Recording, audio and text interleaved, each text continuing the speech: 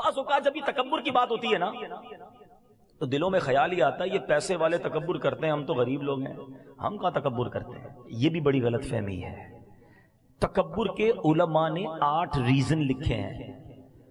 تکبر علم کی وجہ سے بھی آتا ہے، تکبر عبادت کی وجہ سے بھی آتا ہے، مال کی باری تو تیسرے نمبر پہ آتی ہے، تکبر اقتدار کی وجہ سے بھی آتا ہے، تکبر خوبصورتی کی وجہ سے بھی آتا ہے، تکبر طاقت کی وجہ سے بھی آتا ہے۔ اب علم سے کیسے تکبر آتا ہے؟ کسی بندے نے دنیاوی علم حاصل کر لیا یا دینی، علماء بھی بن گئے۔ جی میرے مذہبی بھائی بیٹھے ہیں ادب کے ساتھ، کیونکہ علماء نے کتابوں میں لکھا کہ اگر آپ دینی علم بھی سیکھ گئے اور اس کے بعد دوسروں کو حقیر سمجھنے لگے کہ ان کو تو آتا ہی کچھ نہیں، مجھے اتنا کچھ آتا ہے، تو یہ بھی تو تکبر ہے نا۔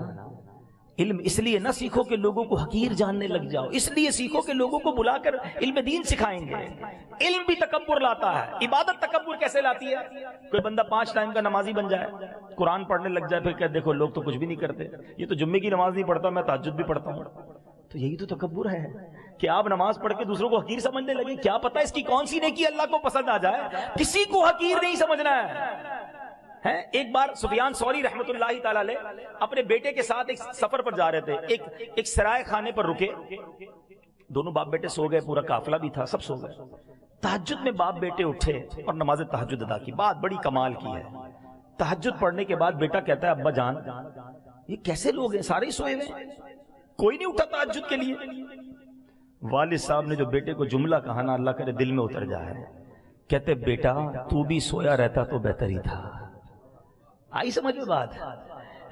بیٹا تو بھی سویا رہتا تو ٹھیک تھا، تہجد پڑھ لی، اب تجھے سارے حقیر لگنے لگ گئے، اس سے بہتر تو بھی سویا رہتا تو ٹھیک تھا۔ عبادت کرو، روزے رکھو، حج کرو، نمازیں پڑھو، مگر دوسروں کو حقیر نہ سمجھو۔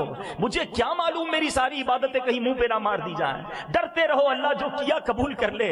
مالک ناقص ہوں، کمزور ہوں، جیسی ٹوٹی پھوٹی ہے تیری شان کے لائق نہیں، یہ ٹوٹے سجدے تو نے ہی قبول کرنے ہیں۔ تھوڑے سجدے کر کے پھولے نہیں سماتے، حاجی صاحب، نمازی صاحب، سخی صاحب بن جاتے، نہ کرو ایسا۔